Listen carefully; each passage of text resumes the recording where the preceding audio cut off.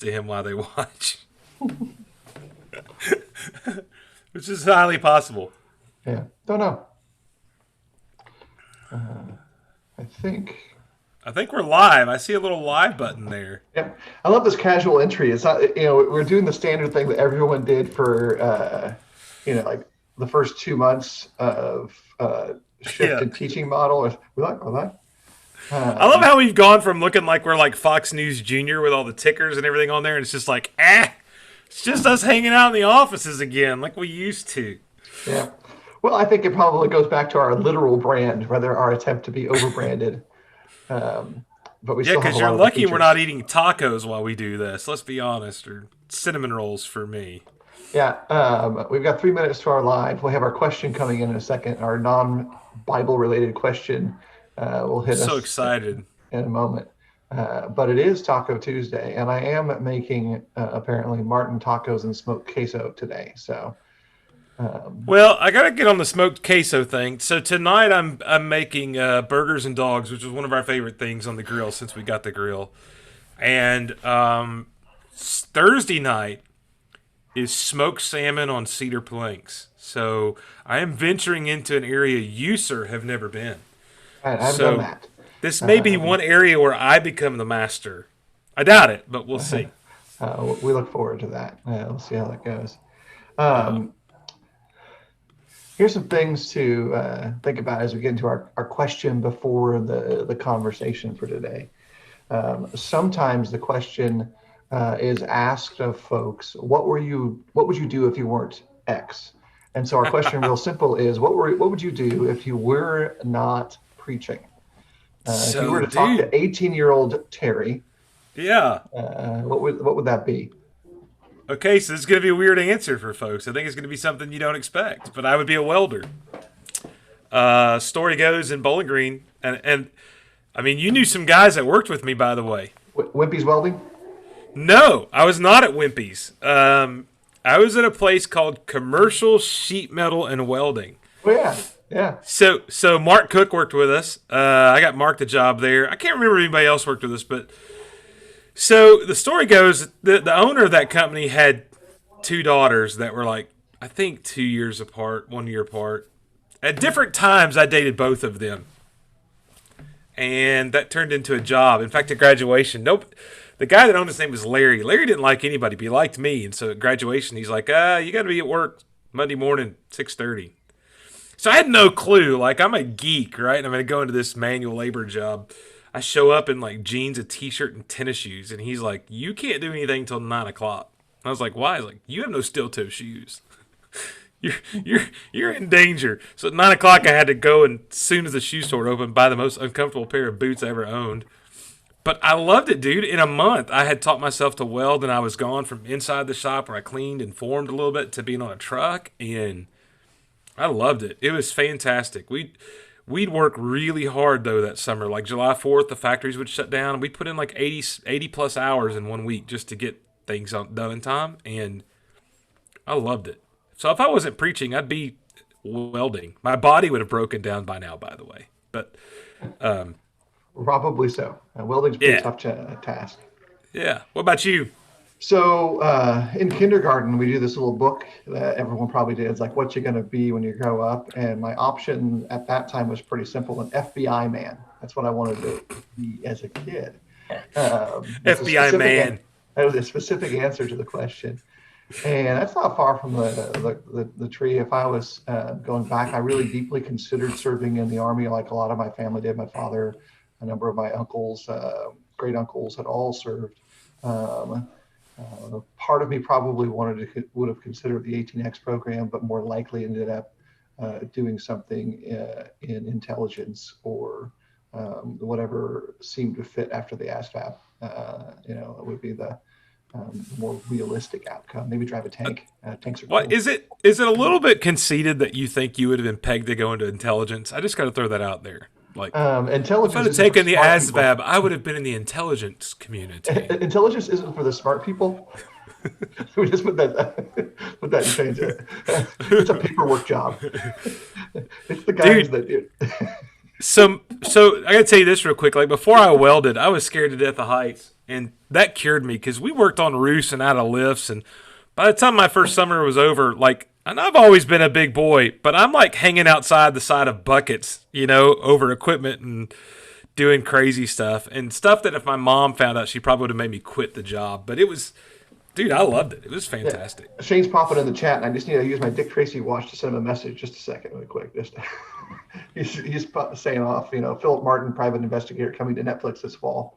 So it's time for us to get into our conversation of the hour. No comment. So Terry and I were talking over the course of the last couple of weeks of a series of ideas in this same realm, concerns that we've had of evangelists, of our own work, of the work of others. And this particular idea is actually all Terry's creation. Which is a rarity, let's be honest. I'm usually just a sideline spectacle here, not the person writing the copy and the outline. So I'm usually like, so I'm usually like on the Tonight Show, you're the host and I'm the guy on the couch, but we're kind of reversing those rules. Yeah. So I guess what this comes from is just, it seems like, especially in the last year or so, but every month or so, I just hear of another guy that I think is really talented who just walks away from the work. And they have a lot of reasons for doing that. And we want to talk about that today. And we're going to try to divide this into two things. And the first of those is we want to talk to members first, but then we're going to talk to preachers, and especially young preachers, about this. And we want to be, in this discussion, we want to be kind, but we also want to be very real, I think, is the way to approach this. Because I think there's some problems out there, and I want to kind of address those from both sides. I'll tell you that I've done, I have been the mentor in 5 summer internships. All 5 guys had tremendous ability for their age. And at this point, only one of them is preaching full time. 2 of them made the decision not to once they graduate college, not after the summer with me, to be clear. They're very active in their own ways, and I'm not saying that they have to preach to serve the kingdom. They do a great job. 2 of them have walked away from preaching completely and gone into secular work. And I know of other men who have recently done that. And you know those stories too. You've worked with some young men who have walked away. You've mentored young men who've walked away. You've mentored some that have walked away and come back. Mm-hmm. And I will tell you that just one of the reasons why, and we've talked about this problem before, one of the reasons why some of these guys are walking away is it's just they feel like they have been mistreated. I'm not going to say they always have been. But one of the challenges of preaching, and this doesn't happen everywhere, but it does happen some, is that you get treated more like an employee than a fellow family member of the church. And I got to tell you, that's very difficult.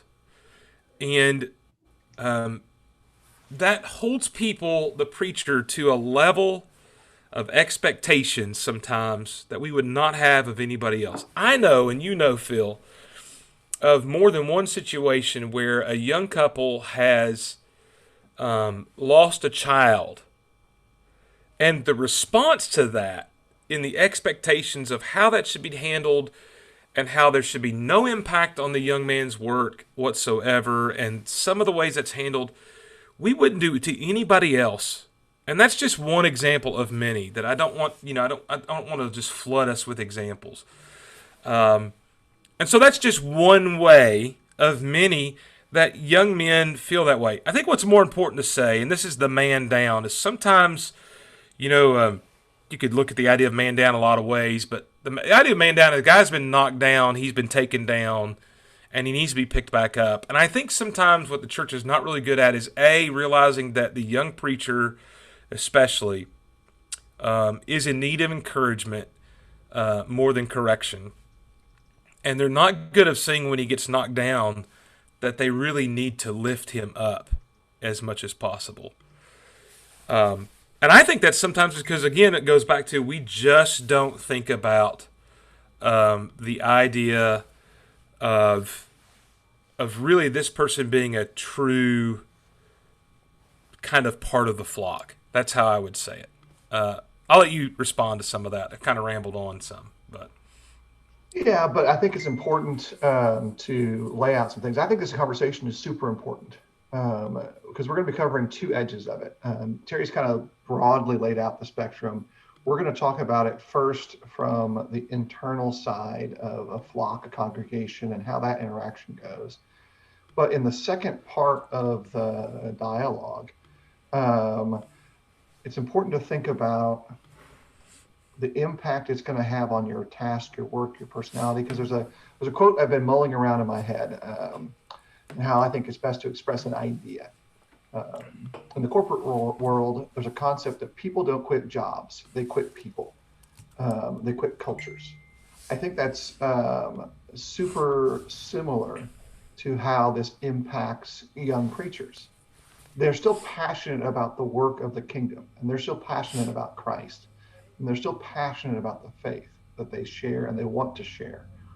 But at times, the culture that they build that pushes them into preaching, or the culture that is built around them, isn't what they expected. And so I think these two edges of it are really important because preaching's hard. Um, yeah, it's a work, not a vacation.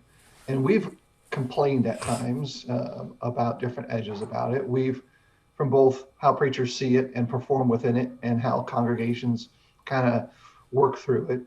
But we'll talk at the second half of our conversation some about that reality that you got to prep for. Like, this is just it. Even when everything's perfect, it's still tough.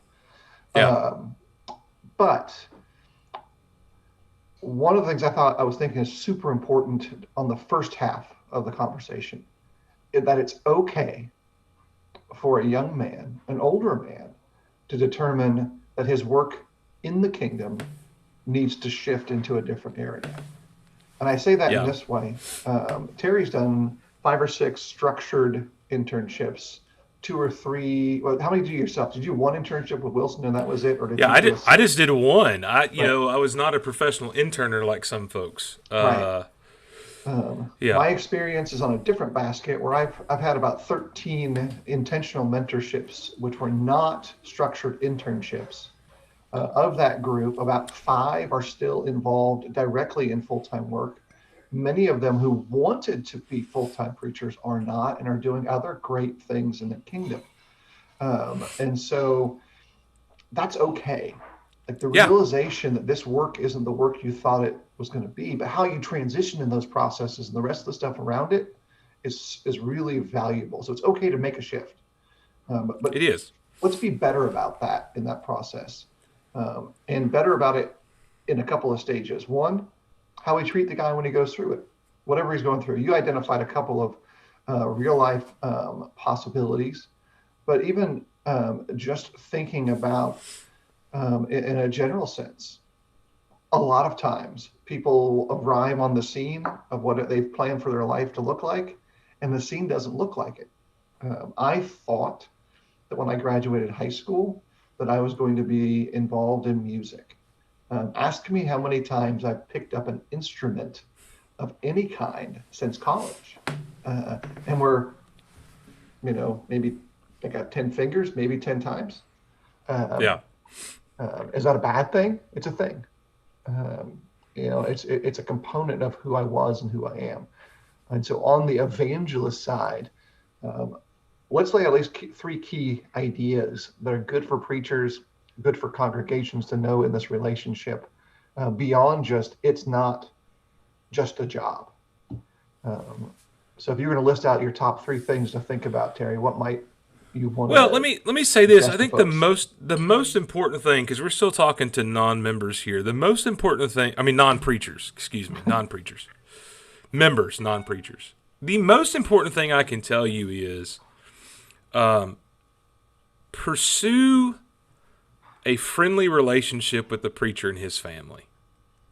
And look, we all crave acceptance, right? I mean, that's what we all want. don't make that guy feel like he's just an outsider, right?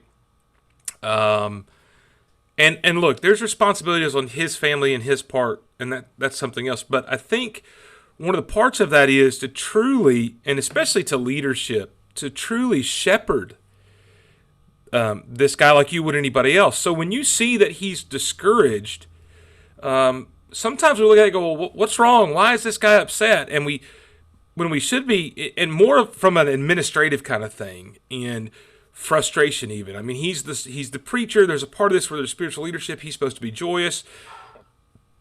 But sometimes the answer needs to be, how can I lift this guy up? If he's hurting, how can I help him? One of the biggest complaints I get from preachers, period, is they just feel lonely. They struggle to fit in because they always feel that way. And so, like, the number one thing is just try to pursue relationships, build friendships with them like you would anybody else. And part of that is just extending grace to each other. And I think that's something we need in all relationships, not just with preachers. But, we live in such a kind of polarized world that we don't get along with people who don't just tell us what we want to hear. We've got to get used to having relationships even though we don't agree all the time. And I think that's a struggle we all have. So Edwin had this comment that's right in the same space, and it connects to what I would probably fit as one of my top three. I wonder if part of the cultural problem is we overall, at big picture level, treat preaching as a professional career.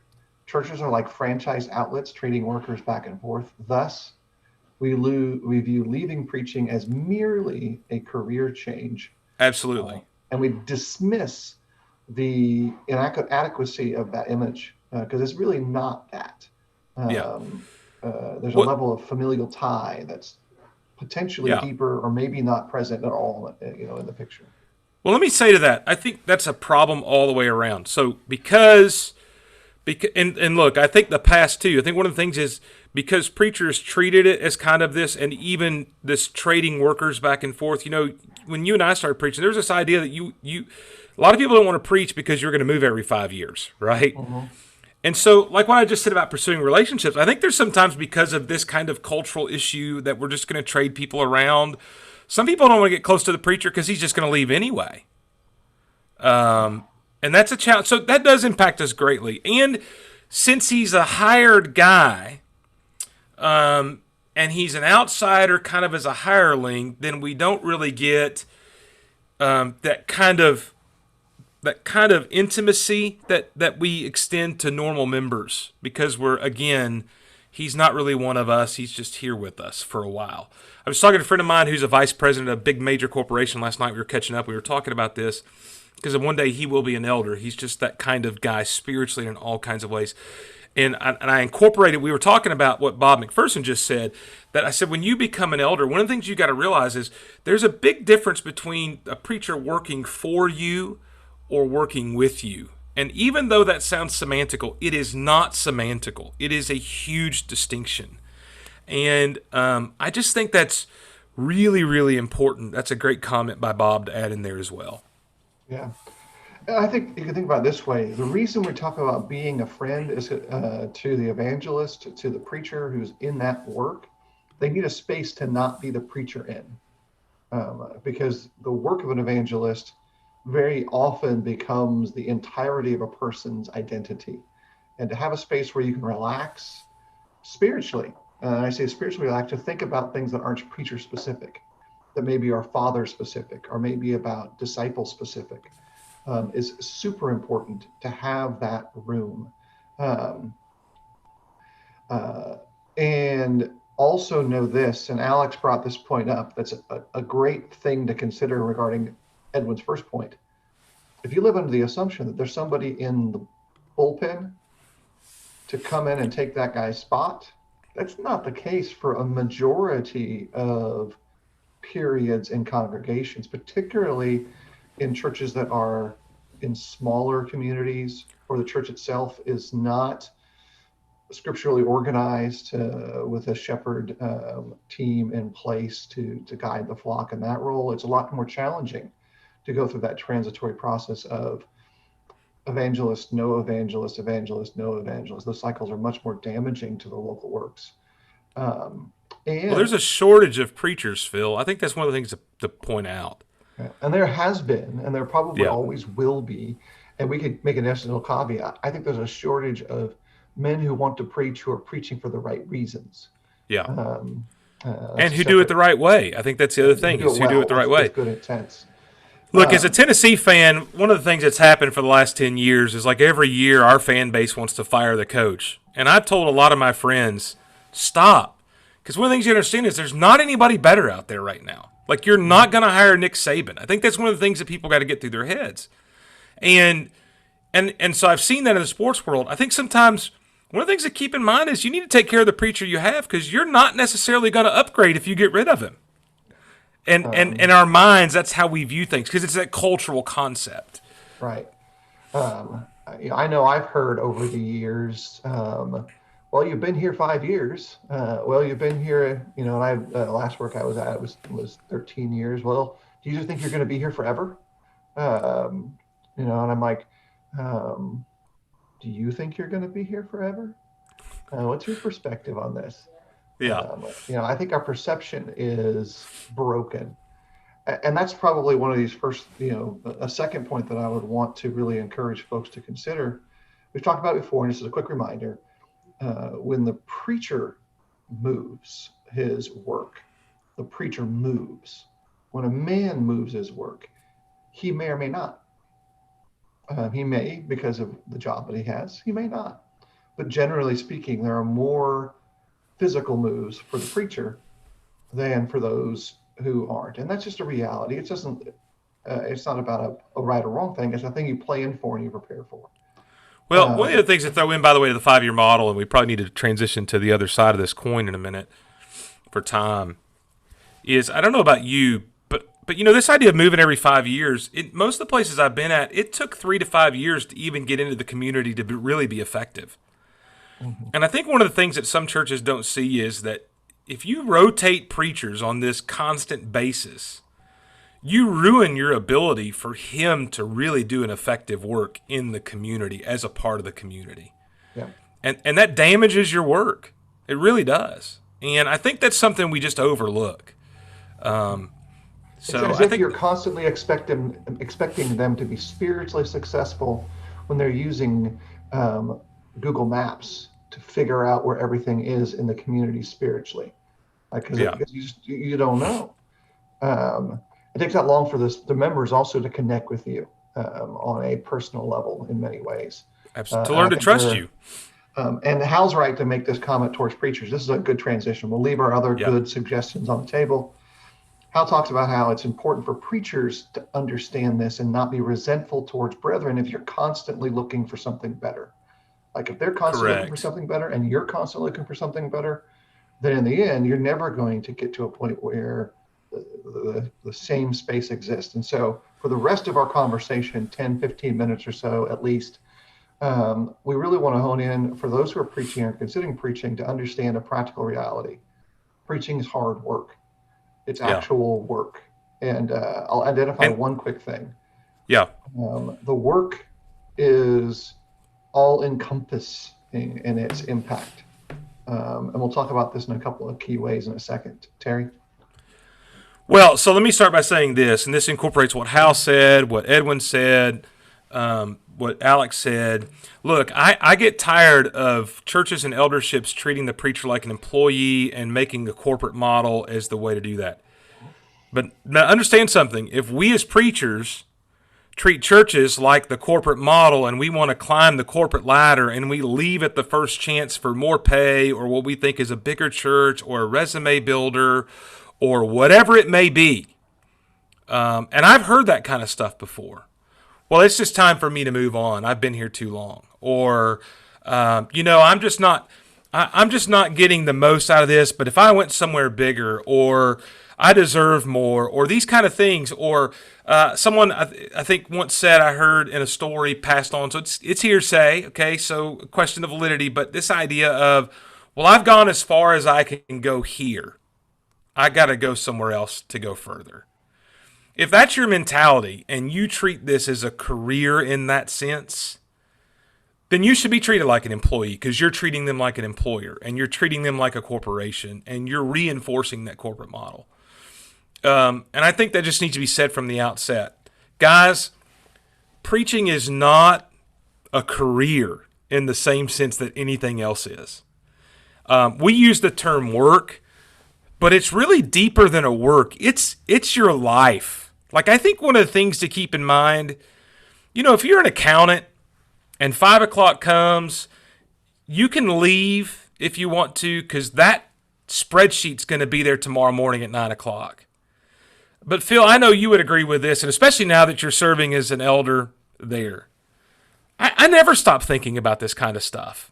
Mm-hmm. I don't leave it. I don't punch out and go home. And even though I may take a day off, quote unquote, I'm still texting, I'm still calling on my days off. And even while I may be mowing the yard or whatever else, I'm constantly thinking about this stuff. This is a decision to do this work, to say, I am going to allow myself to be consumed with this work. And it's going to be a constant thought. And I just think that's one of the things that guys going into this have to understand. This is not a 9-to-5 job. Mm-hmm. You're doing the work everywhere you go. If you're at practice with your kid, you're evangelizing the way you act, and you're trying to open doors there, and you're trying to promote the Lord and share the good news there. You're doing this everywhere. And while all members do that, when you make this decision, this is a little bit more than that, because the other thing is you're a representative. Everywhere you go, people know you're the evangelist, the preacher at such and such a church. There's something that comes along with that. So if you go into this because this is an easy way to get paid, or this is a great way to have a career or support your family, and by the way, I will say this, I think at one time we didn't think that's true. I want to tell you, churches are doing better at taking care. I want to say this, churches are doing a better job at taking care of their preachers financially than they used to. And there is a part of this that you can take care of your family and I have a great lifestyle. Phil, you have a great lifestyle. Now, there's other things that have gone into that, but we have not been mistreated financially like the horror stories we have heard before. Let me kind of put some caveats and like brackets on this. This is not about dollars and cents when we're talking about the work being hard. It can be, though. And there have been periods, especially early in evangelistic work for me when I was preaching out in Oregon, where the financial strain was significant. It was probably higher on the pressure table for me than some of the spiritual things. And it made the spiritual things feel impossible. That's not the case right now, where the load for me is not on the economic table at all. It is on, and that's due to Jill's work ability and all kinds of other factors, to the generosity of the church at Eastside, all those things. But I think Chris and Nick kind of tie into a couple of key ideas that are important for us as mindset issues. Nick Angel mentions that it's really understanding that the work doesn't exist at the office, and the pressure of the work, the burden of the work doesn't exist merely at the office. And here's some illustrations. The burden may exist in helping people reconcile. People who don't get along, you may be serving in the role to help them figure out how to get along. The burden may exist in funerals, and the cycle of your work may involve heavy involvement into funerals.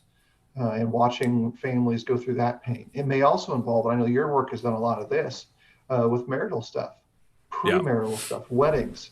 Because here's the unwritten thing, and one of the reasons why at times I push away from doing weddings is I love weddings. I love seeing the groom's face when the bride arrives on the scene, and it's just everything you expect a wedding to be. But then I also hear of some of those same people I love, their weddings not moving into fruition of a 20-year, 30-year, 50-year marriage, and their marriages fall apart, and that breaks my heart. And so there's a portion of me that kind of isolates that burden from my heart by not being the officiant at a marriage and not being the premarital counselor as much as maybe you have, and that's part of the burden. These are Yeah. real things. And here's the reality thing that I think is always super important. There's nothing more powerful than realizing that you're going to go to someone's home that you love, and you're going to find out that the level of sin that's in their household is so overwhelming, it's choking you out.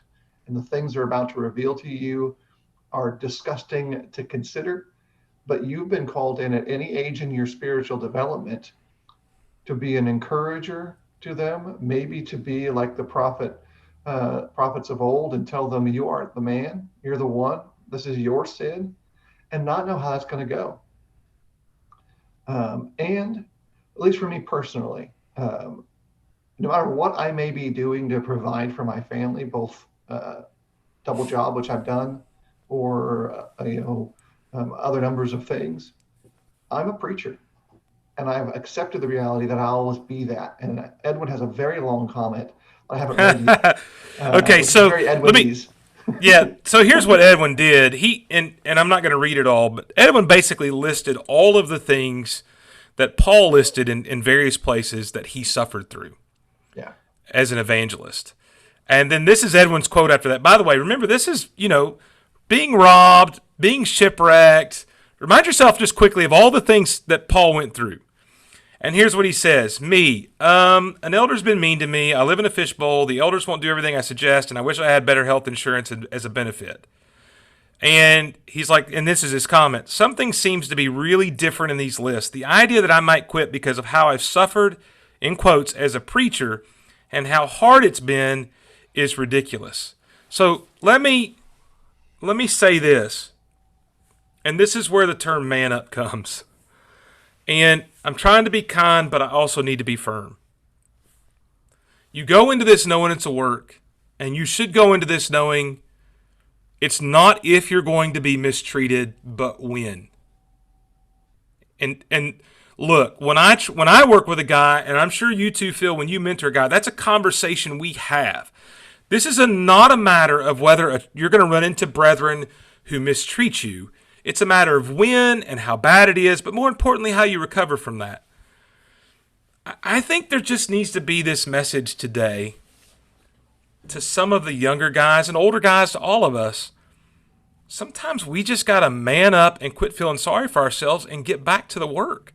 Look, I think about Jeremiah, who's called the weeping prophet, right? And Jeremiah Jeremiah may have been mistreated more than Paul, right? Just with the situation that he's in. And he says, I tried to stop doing this, and I couldn't because there's just this fire deep inside of me. It burns. It physically harms me if I don't do this. And I got to tell you, in my last transition, I went through about a 2.5 hour period of feeling sorry for myself and thinking about quitting preaching. And I came to the understanding and realization, and you and I talked about this back then, that's just not who I am. I have to, there's no way for me personally, right now at this point in my life, and I think you're the same way, Phil, that I could stop preaching and just quit because I was mistreated. Yeah. I can't do that. And I think what we need good preachers, but we need good preachers who are willing to suffer to preach. And that's really what this gets to is, yeah, if you go into preaching, you're going to have days where you don't want to preach anymore. And that's just the reality of it. We got to find a balance in this space to say, look, that's why I said at the beginning, it's okay. If you fine. Determine that this is not the right place for your temperament and your work, please serve the kingdom in the ways that you are best suited for. And what we need to support that transition. It also ties together with my concerns I've had over the years that we have an overabundance of rural congregations placed next to each other, urban congregations placed next to each other that should be united. And sometimes preachers are the biggest issue in stopping true unity amongst those brethren, which is a big factor. It's great to have, by the way, I want to make mention, Jared Jacobs has popped onto the comments here. Jared has been involved also in a number of mentorship programs, training programs of different preachers that I know, good guys. And Jared, Jared I and I know go this. way back. Jared's Yeah, wife used to babysit my son. That's how way back we go. that might explain a lot. Yeah, that's where he And got his best Peyton training, is I'm sure. Peyton is supposed to be listening right now, so that might explain Yeah, a lot. Um, yeah, there's no perfect church. There's no perfect preacher. And anyway, like his comment was, if you found a perfect church, they won't want you because they don't yeah, need you.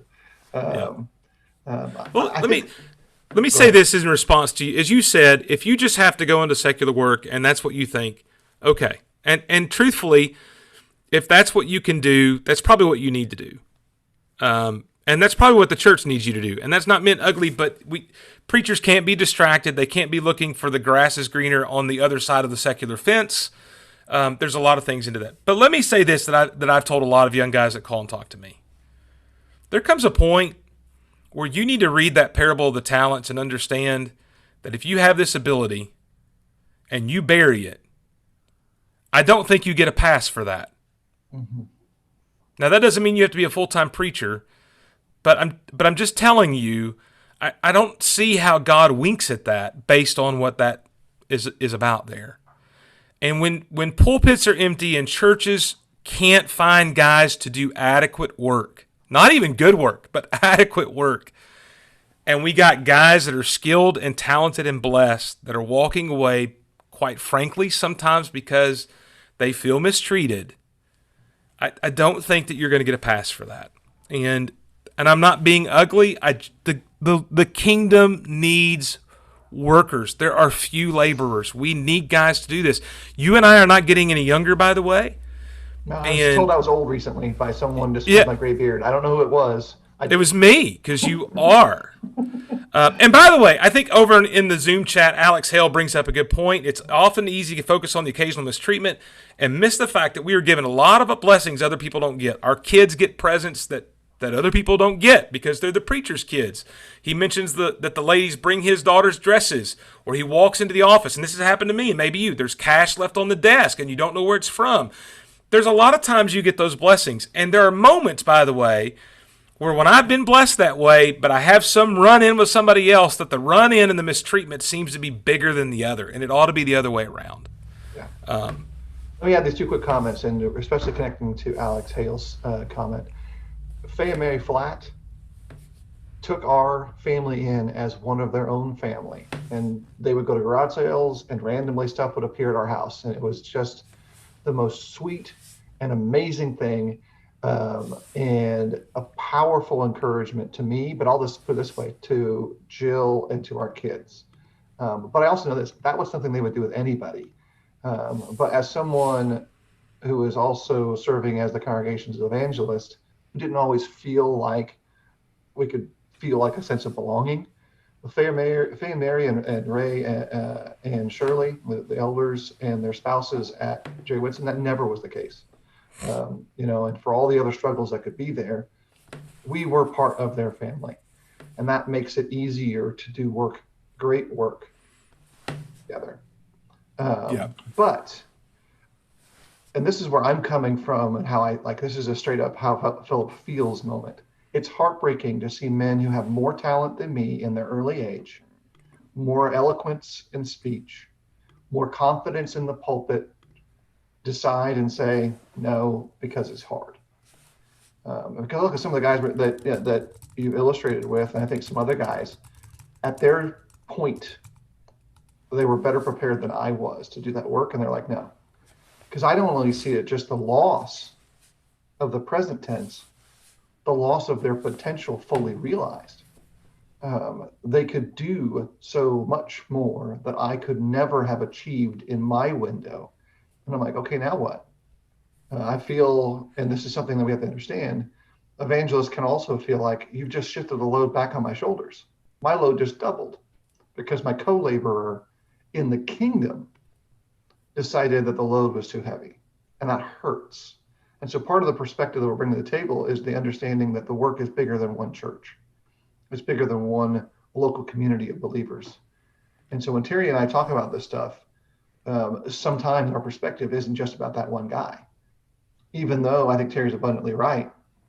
Look, you're going to be held accountable to whatever God grants you.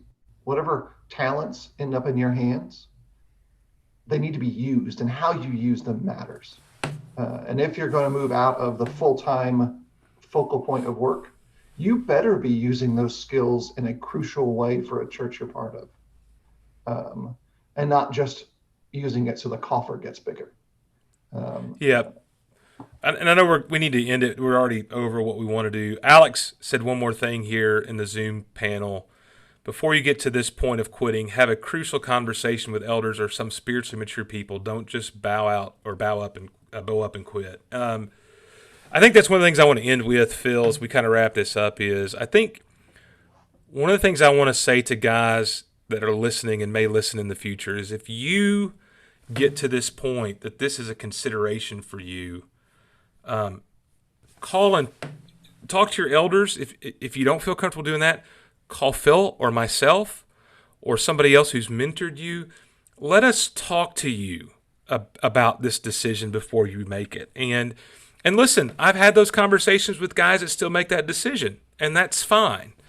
I don't think you should be coerced into preaching, but I do think you need to consider some things that, especially if you're hurt or damaged at the moment, you won't consider. I know of cases, and you do too, Phil, I think, where there are guys that regret making that decision.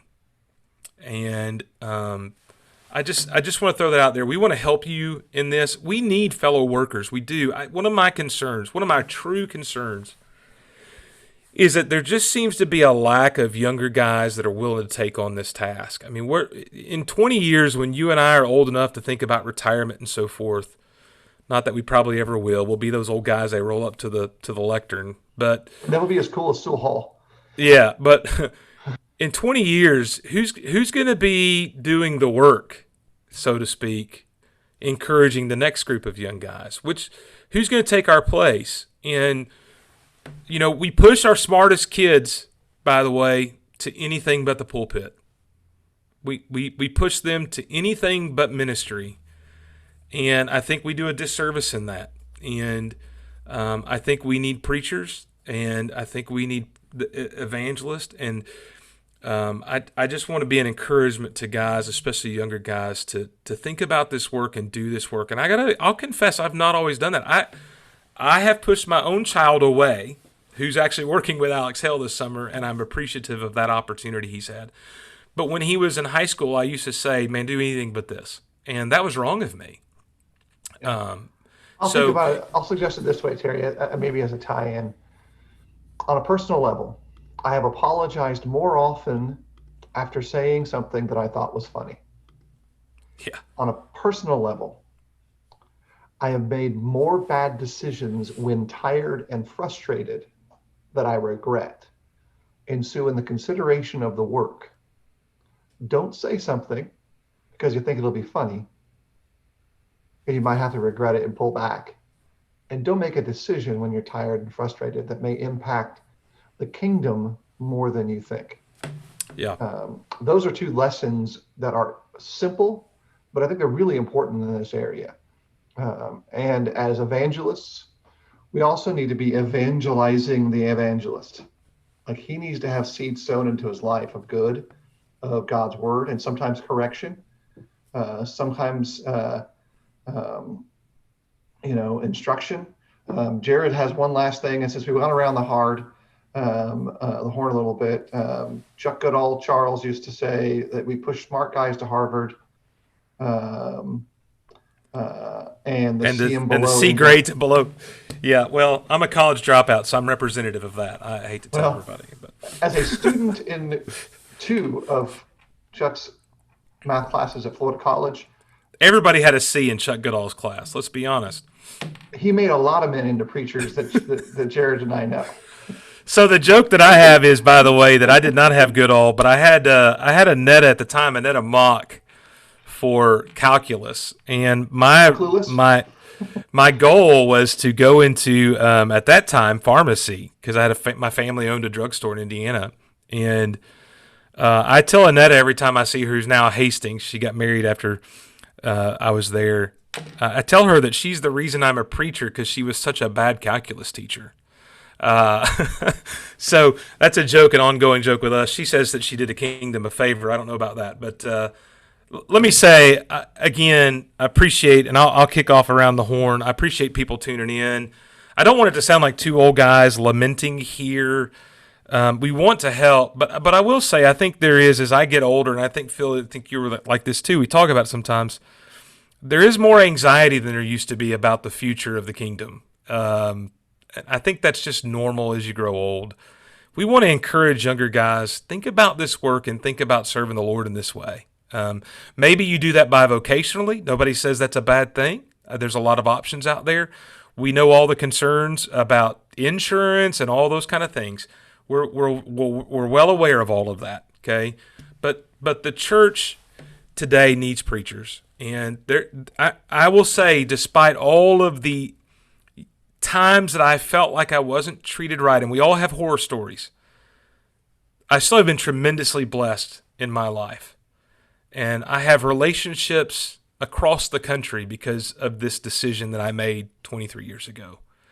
And I have a fellowship with guys like Phil that goes so much deeper than if we were both accountants hanging out at lunch because of this decision. We have been greatly blessed, and you could be too. That doesn't mean it's going to be easy. But hey, look, every job has problems. So I would just encourage you to think about that, Phil. I'll let you wrap us up. So I want to thank Terry for the great idea today. I think this is an important conversation. We like to poke fun of accountants at times. I don't know why we do that. But I'll tell you this. Because I couldn't do that. That's why. One of the strongest friendships I have is with an accountant who we share a bond in faith. And we had a lot of great lunches together, talking about things related to our individual works, our families. And I think that's a strong thing to think about. The work of evangelism doesn't just connect you to preachers, and that's a great thing. The work of evangelism should help you connect brethren to Jesus, and you should see that happen to a higher degree. When we were younger, we could throw all of our stuff in a car, and that was literally all of our stuff, and our cares were about equivalent. Far too often, we take a larger list of emotional items and put them in the car of our lives and think we're responsible for all of that, when we don't necessarily know how to balance the load well. And so build a great team around you of people who don't just preach, do all kinds of stuff, but love the Lord in the same way that you do. And then you get the fullest blessing from this work. Because it's not just about the preachers, it's about people, it's about relationships. And you can have some really wonderful ones. As we often say, if there's a way in which we can strengthen your service, maybe you've got questions about preaching. Maybe you've got questions about things related to the work. Let us know. We'd be happy to talk. I do this often. My phone number is very public. Like, I have accepted spam calls as a part of my life. And I'll say it like 931-349-2492. It's on the web everywhere. Give me a call. Text me. We'll talk. Get a hold of Terry in the ways he's comfortable with. I don't think he's going to put his phone number out there. I don't know. That's up to him. I think it's out there. I mean, it's 901-568-4904. I don't have a problem with that. I mean, if I don't, hey, it is what it is. If I don't answer, leave me a message. Right. And it's going to be okay. Look, no matter what happens, the kingdom's wonderful. It's full of a diversity of people who are trying to serve Jesus, who love you too. And sometimes we forget that. If we can be a blessing to you, we know this. God wants to bless us, and so let us help. Take care. Have a great day, and thanks for everyone's participation.